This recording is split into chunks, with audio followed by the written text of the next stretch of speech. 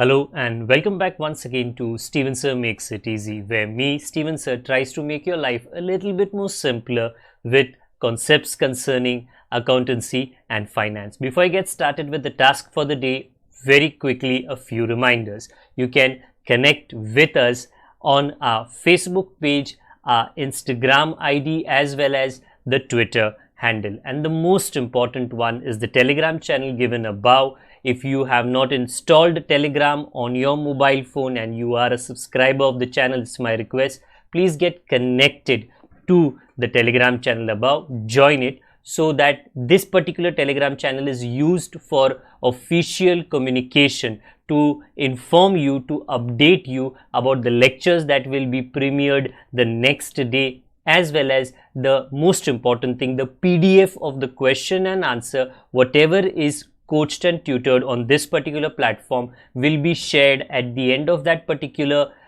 chapter, so that you can download it and use it for your future reference basis.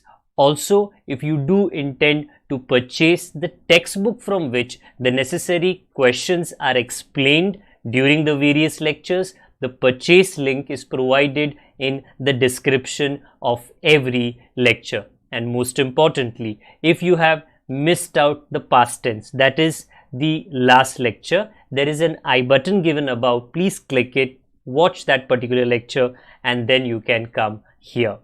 Very importantly, at the end is, if you have not subscribed to our YouTube channel, please do make that a task for the day and subscribe to our channel, and together with that also press the bell icon so that Mr. YouTube notifies you about lectures which are uploaded on this particular platform.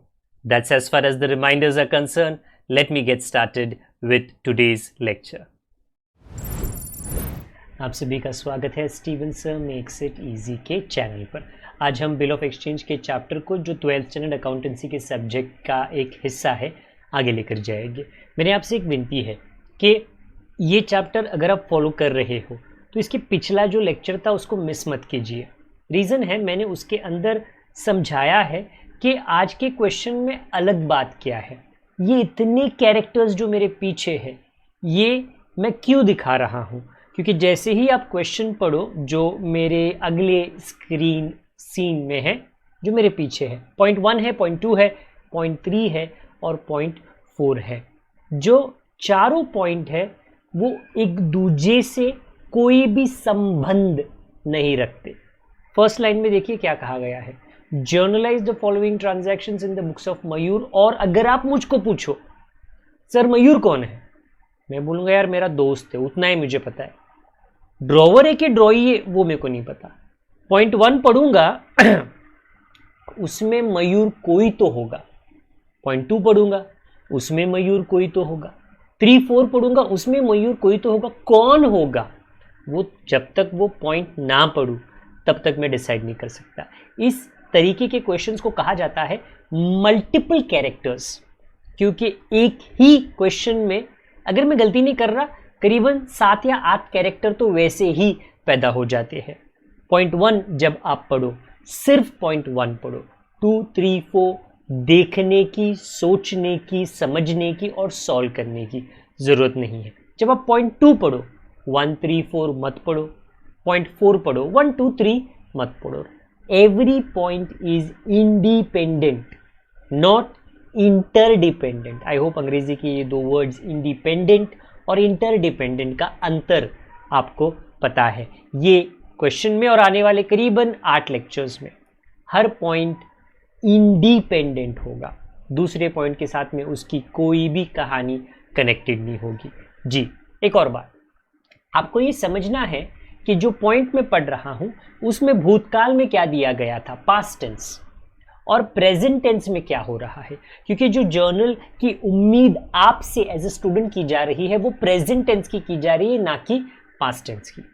हाँ जी, जितना हम past present का practice आने वाले future में करेंगे उतना जो डाउट है आपका क्लियर हो जाएगा।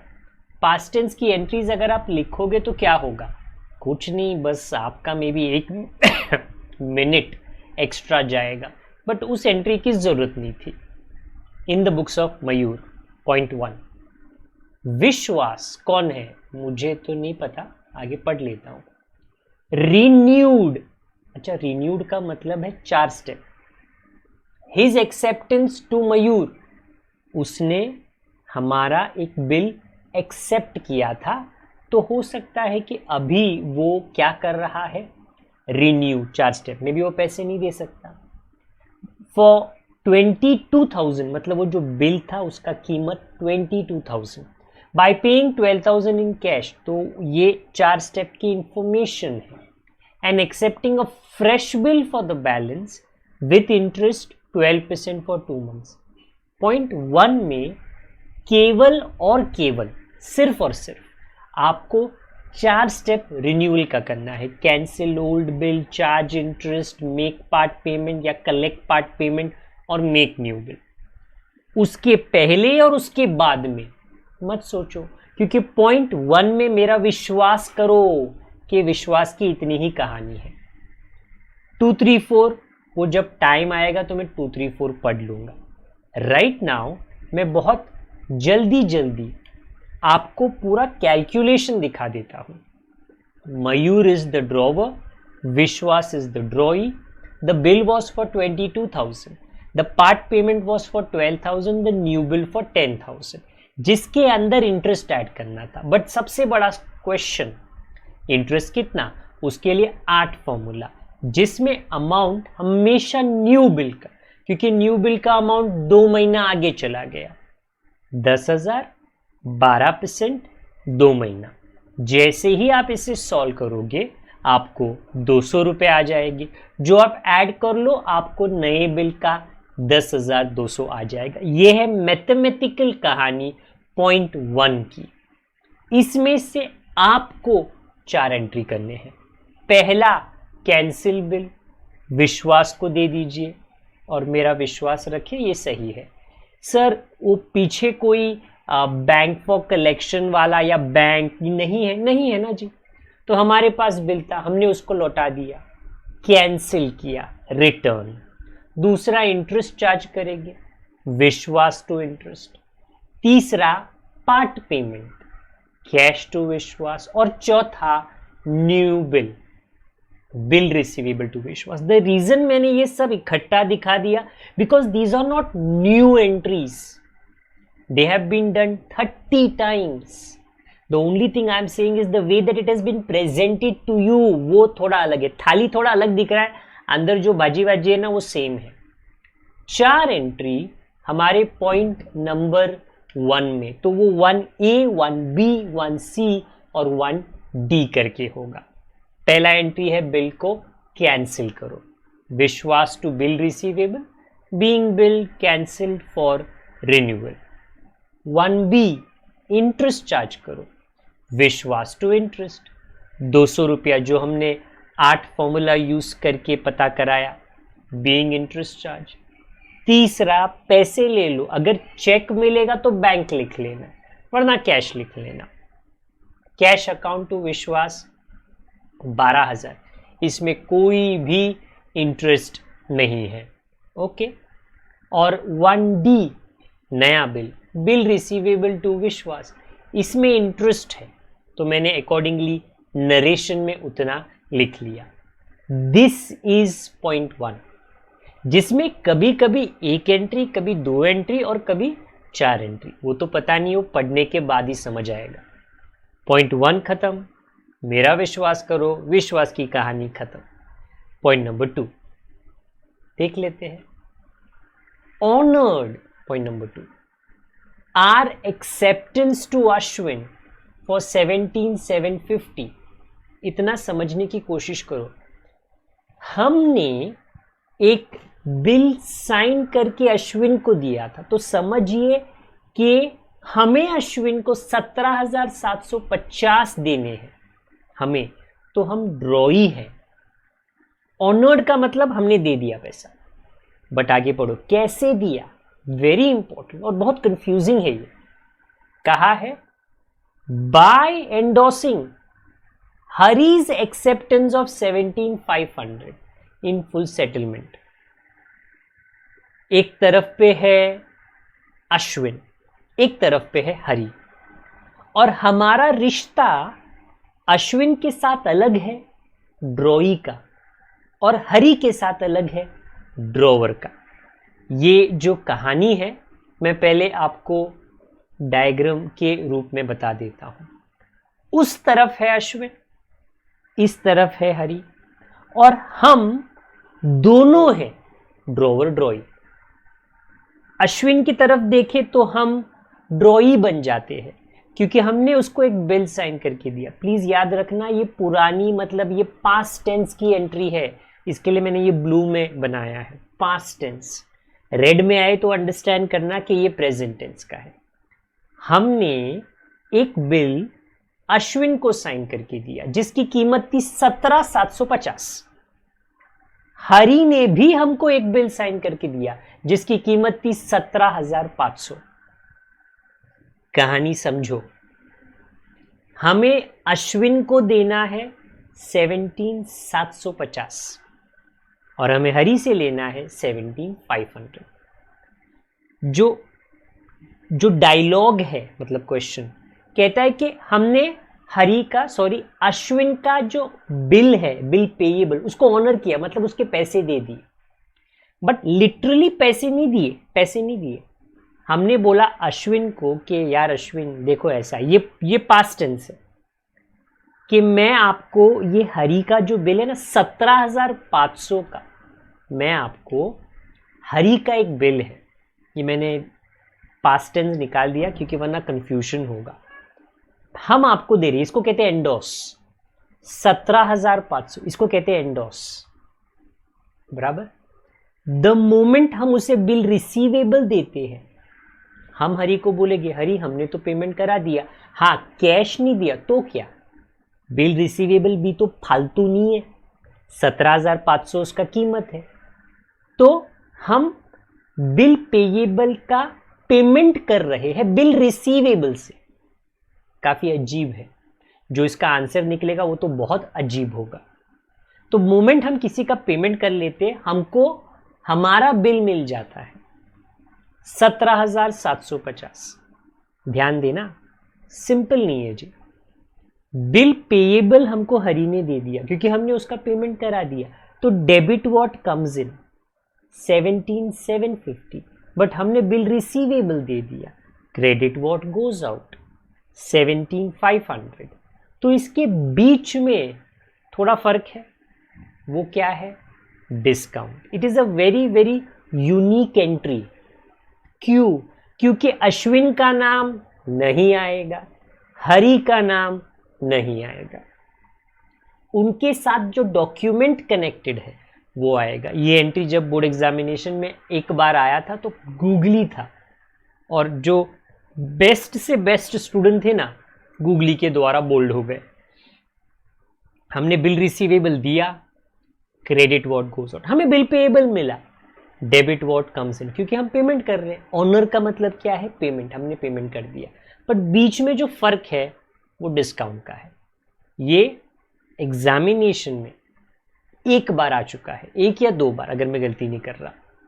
Bill payable debit what comes in, bill receivable credit what goes out, बीच में जो फर्क वो डिस्काउंट या रिबेट आप कह सकते हो 250। So I repeat, absolutely not simple. मैं बिल्कुल अपने मुंह से खुद बोल रहा हूं, ये सिंपल नहीं है, ये डिफिकल्ट भी नहीं है, कंफ्यूजिंग डेफिनेटली है, क्योंकि इसके लिए आपका बिल रिसीवेबल क्या है कैसे और बिल पेएबल क्या है कैसे, ये सब बहुत मजबूत होना चाहिए फाउंडेशन में। नहीं है तो चक्कर तो ज़रूर आएगा, क्योंकि एक ही एंट्री में बिल रिसीवेबल बिल पेएबल साथ में आया है। ये एग्जामिनेशन में करीबन 2 बार हो चुका है। पॉइंट नंबर 3, अभी आप अश्विन को भूल जाओ, हरी को भूल जाओ और नए को याद करो। Point number 3, Prakash who accepted Mayur's bill for 21,000 was declared insolvent। देखिए इंसॉल्वेंसी में 2 स्टेप आते हैं और हम जो पैसा होता है ले लेते हैं। यहाँ पे कहा 25% of the amount could be recovered from his estate, तो हम सिर्फ 2 स्टेप कर रहे हैं इंसॉल्वेंसी का। वेरी इंपॉर्टेंट था, प्लीज याद रखिए कि ये जो प्रकाश है इससे हमें 21,000 के प्रकाश की उम्मीद थी, नहीं मिला। कितना मिला? 25%। ले लो 5,250। बाकी का क्या? बाकी का बैड डेट 15,750। दो जर्नल एंट्री आएगी पॉइंट नंबर 3 का, 3A 3B। पहला एंट्री क्या है? बिल को कैंसिल करो, कर दिया, देखो लौटा दिया। Prakash debit to bill receivable, Prakash debit to bill receivable, ये है first journal entry of insolvency. Okay, इसके बाद पैसे ले लो, कल कुछ नहीं मिलेगा क्योंकि जो बाकी का है वो तो बैड डेब्ट है। दिखा देता हूं, नो प्रॉब्लम, देख लीजिए और समझ लीजिए। हाँ, तो कैश लिया 5250, जबकि प्रकाश को हमको देना था 21,000, तो बीच में जो गैप है ना वो बैड डेब्ट है। इवन तो मैंने ऊपर क्वेश्चन मार्क लिखा है, यहाँ पे क्लियरली है 15,750। Okay, so again not a new journal entry. अरे सर आपने क्या नया पढ़ा दिया? सर मैडम क्या नया पढ़ाया है? इंसॉल्वेंसी हमने कितनी बार किया है। इतना ही है कि इसके अंदर इंसॉल्वेंसी आ गया, इसके अंदर bill receivable, bill payable, renewal, कितनी चीज़ें आ गई। दैट इज़ द रीज़न ये एग्जामिनर का ना बहुत फेवरेट है, क्योंकि वो पूरा बिल ऑफ एक्सचेंज की कहानी ये एक ही क्वेश्चन के अंदर आपको पूछ सकता है। ओके, ये पॉइंट नंबर 3 था। पॉइंट नंबर 4 बाकी है, और पॉइंट नंबर 4 में कौन है वो तो जब तक ना पढ़े तब तक नहीं समझेगा। बैंक इन्फॉर्म्ड, तो बैंक ने इन्फॉर्म किया दैट शैलजाज एक्सेप्टेंस, ये हिंट है पकड़ लो, शैलजा ड्रॉई, तो बैंक कहाँ ना कहाँ पे कहानी में आता होगा। कैसे? देखो पढ़ो, send to the bank for collection.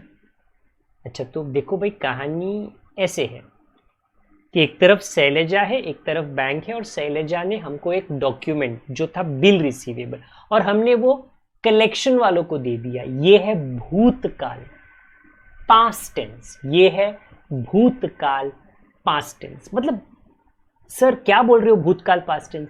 ये आपके पॉइंट नंबर 4 की पार्श्व भूमि, बड़ा अच्छा वर्ड है, एक कोई तो है जिन्हें मैं जानता हूं जो इसका इस्तेमाल करते हैं, बैकग्राउंड, पार्श्व भूमि।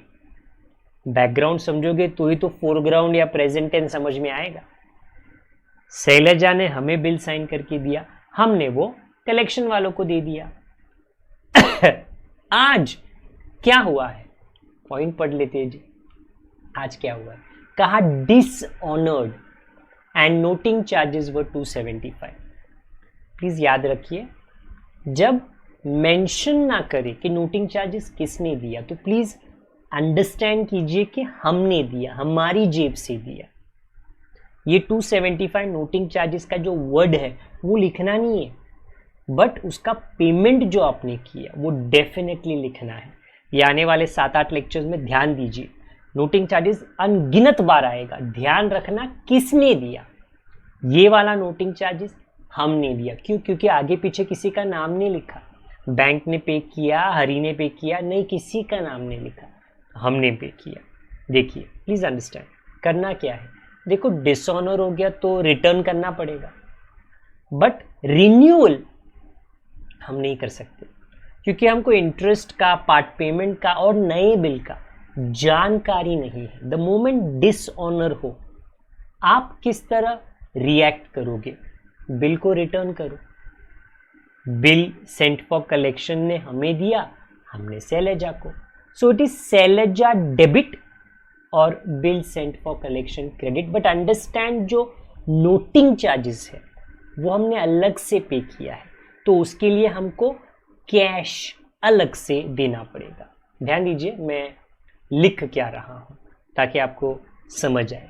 सो पॉइंट नंबर 4, शैलजा डेबिट 32,275 और बिल सेंट फॉर जो कलेक्शन था वो सिर्फ 32,000, सिर्फ 32,000, बाकी 275 नोटिंग चार्जेस है। आप में से अगर मुझे कोई पूछे बट सर आप नोटिंग चार्जेस अलग क्यों लिख रहे हो, देखो मैं वो वर्ड नहीं लिख रहा, बट जो कैश हमने दिया, कैश वो मैं लिख रहा हूँ, क्रेडिट व्हाट गोज आउट, क्योंकि हम गए नोटरी पब्लिक के पास कंप्लेंट कराने, तो हमको तो अलग से अपनी जेब से देना पड़ा। अगर कहेगा बैंक ने दिया तो मैं नहीं लिखूंगा अलग से, मैं बैंक में ही जोड़ दूंगा, या बिल सेंट फॉर कलेक्शन वाले ने दिया तो मैं उसमें जोड़ दूंगा। बट अगर मैंने दिया तो मुझे डेफिनेटली वो अलग से लिखना है। ओके, तो ड्यूरिंग अपकमिंग क्वेश्चंस जब भी ये क्या कहते हैं डिसऑनर हो और नोटिंग चार्जेस पेड है, पे वेरी केयरफुल अटेंशन, ध्यान से आगे पीछे पढ़ना। किसने भरा नोटिंग चार्जेस? हमने दिया, हाँ तो हमको अलग से नोटिंग चार्जेस का कैश लिखना पड़ेगा क्योंकि हमने कैश का पेमेंट किया। अगर हमने नहीं दिया तो आपको बस टोटल में इंक्लूड कर देना है। जो ये सम का टोटल है वो है 1,36,425, 1,36,425. Okay, that is the end of today's question. I repeat, V for today, V for yesterday, and V for many lectures to come. We'll have many characters. Drawer बदलता जाएगा, ड्रॉई बदलता जाएगा, डायलॉग बदलते जाएंगे, परिस्थिति बदलती जाएगी। आपको ये क्वेश्चन अगर समझ में आए तो जी ये चैप्टर में आपका फाउंडेशन बड़ा तगड़ा है। ओके, मैं अपने आप को थोड़ा थपथपाऊंगा कि हो सकता है कि जो टेक्निक आपको पढ़ाया गया था वो आपको समझ आ गया। अगर सब समझ आ गया, लाइक ज़रूर कर लीजिए। कमेंट बॉक्स खुला है जी, आप कोई रिक्वेस्ट, कोई गलती हुई है तो बता देना हमें। अगर आप पुराने मित्र हो तो लेक्चर्स का लिंक दूसरों के साथ साझा करें। नए हो तो सब्सक्राइब का बेल बटन ज़रूर दबाएं और बेल आइकन को ज़रूर दबाएं। नोटिफिकेशन का काम सही चलता जाएगा। जब तक हम दोबारा ना मिले, अपना ख्याल रखें। जल्द मिलेंगे जी। बड़ों का, छोटों का, परिवार वालों का, सबका ख्याल रखें। Good day to you. God bless. Bye for now.